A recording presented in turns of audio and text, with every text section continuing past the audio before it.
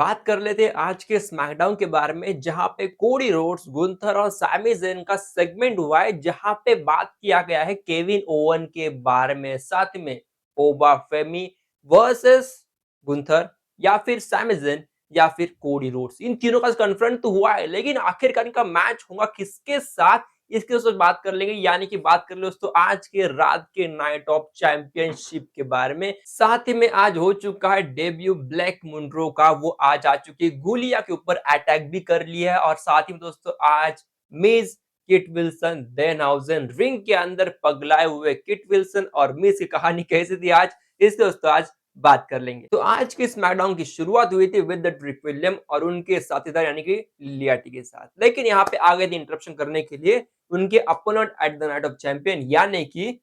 Ricky sand तो basically कहानी कुछ बड़ी हुई नहीं यहाँ पे बस थोड़ा सा ट्रिगर दिया गया मोमेंट जहाँ पे रिकी सैंड ने मारा था पहले लियाटी को फिर मारा बाद में ट्रिक विलियम को और भाग्य रिंग के बाद वही कहानी थी दोस्तों एट देन कुछ बड़ी यहाँ पे हेडलाइन जैसी कुछ कहानी बनाई थी नहीं तो इसको तो फिलहाल के लिए अवॉइड कर लेते बढ़ते उस की बात कर लिया आज का पहला match tag team match set हुआ था यहाँ पे थे Tiffany Stratton Alexa Bliss versus B Fab और मिचन का तो कहानी क्या थी दोस्तों यहाँ पे बेसिकली लास्ट वीक जो अटैक किया था यहाँ पे जेड की पूरी टीम ने ऑन द चार्लेट फेयर उसके अपोनेंट में उसके जवाब में ये मैच सेट हुआ था तो मैच की बड़ी कहानी यही थी कि यहाँ पे आ गई थी जेड कारगिल इन्वॉल्वमेंट कर लिया था मैच में उसके कारण यहाँ पे मैच हार चुके टिफनी और अलेक्सा ब्लिस मैच के बाद हमला कर रहे थे इन दोनों के ऊपर यहाँ पे जेड और उनकी पूरी पंटर लेकिन बाद में यहाँ पे आ गई चेल्सी ग्रीन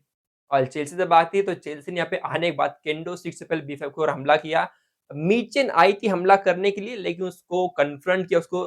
टर्न बगल के ऊपर उसको डाल दिया था लेकिन बाद में जेड जब आई तो जेड को रिंग के बाहर उसने फेंक दिया था या फिर रिंग रोप उसको नीचे कर दिया था और उसको बाहर डाल दिया था तो वो कुछ कहानी थी जहाँ पे सीक्वल देखने के बाद टिफनी वॉज शॉक की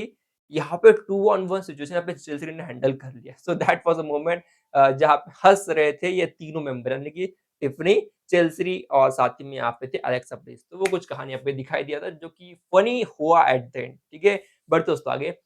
सोलो सिक्वा की बात करें सोलो सिक्वा और उसके टाला टोंगा और साथ में टोंगा लोआ तो यहाँ पे इन दोनों ने कह दिया है कि भाई हम अभी सोलो को छोड़ने वाले उन्होंने डेफिनेटली सोलो को छोड़ दिया है और साथ में ये दोनों अरीना से भी जा चुके अपनी बैग लेकर क्या आने वाले ऑन द रॉ ये बड़ी कहानी है क्या ये ब्लड लाइन को ज्वाइन करेंगे ये बड़ी हेडलाइन रहेंगी और डेफिनेटली फर्स्ट टाइम हिस्ट्री में सोलो के लिए बुरा लगा भाई ये कहानी एकदम अलग है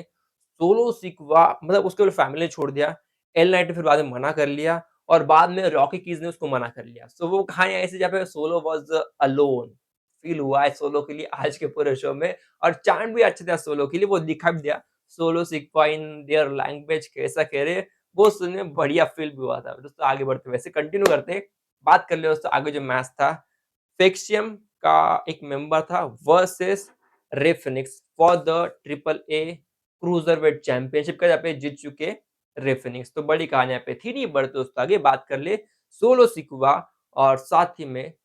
एलेनाइट इनका सेगमेंट जहाँ पे एलेनाइट पहले आते और सोलो सिकुआ को कॉल आउट करते सोलो को बुलाते सोलो आता भी है और सोलो आने के बाद पूछते भाई तूने मेरी मदद क्यों किया तू तो ब्लड लाइन में था जब सोलो ने सीधा ऑफर दे दिया यार तू और मैं साथ में आते और ब्लड लाइन को सारे निपटा देते यार लेकिन यहाँ पे एल नाइट ने कह दिया देख यार तू आखिरकार है तो ब्लड लाइन का मेंबर ही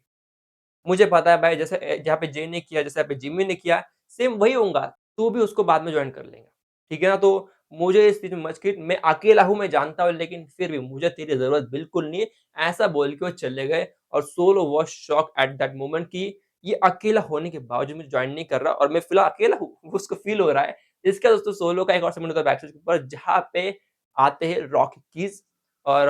रॉकी को उसको उसने पूछ लिया क्या तू मुझे ज्वाइन करेगा तो उसने कहा बेस्ट ऑफ लक सोलो वो भी चला गया सो फिलहाल सोलो इज अलोन लेकिन मुझे फिर भी फील हो रहा है कि सोलो की एक नई फैक्शन बन ही जाएगी यार Paul Heyman is on the way वो आ रहा है हो सकती है कहानी विजन टीम को एक और मेंबर ज्वाइन हो सकता है वो फील हो रहा है फिलहाल दोस्तों वो कहानी वैसे ही जाएंगी यार दोस्तों फिलहाल बढ़ते आगे बात कर ले मेन इवेंट सेगमेंट लेकिन उससे पहले देन की बात करना बनता है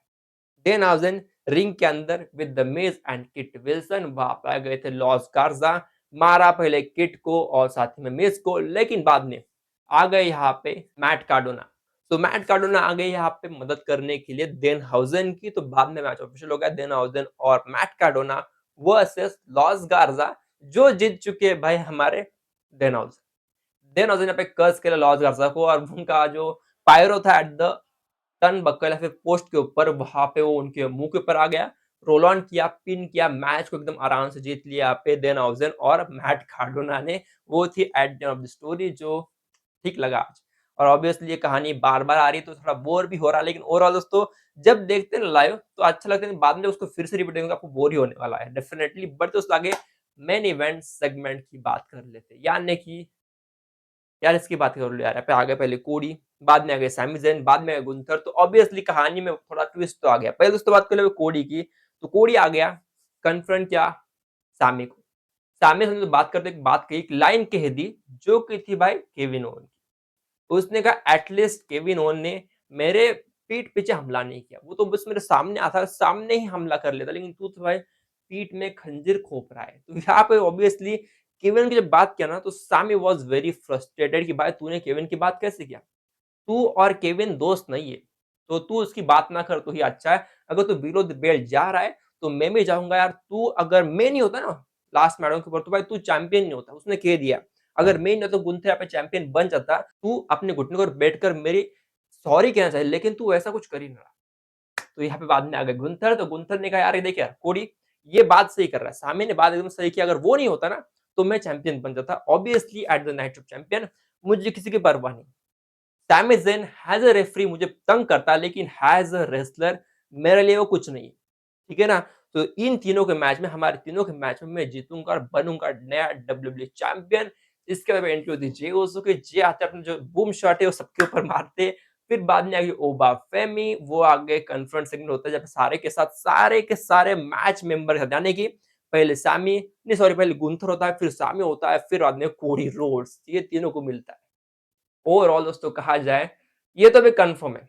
ओबा वर्सेस डब्ल्यूडब्ल्यूई चैंपियनशिप ही रहने वाला है। ये कन्फर्म हो चुका है आज का सेगमेंट देखने के बाद, अगर ओबा जीतता है तो। हारा भी तो जे वर्सेस डब्ल्यूडब्ल्यूई चैंपियनशिप ही रहने वाला है, वो कहानी सबको क्लियर पता है। लेकिन ओवरऑल ये कुछ दोस्तों कहानी थी at the end of this segment और स्मैकडाउन की।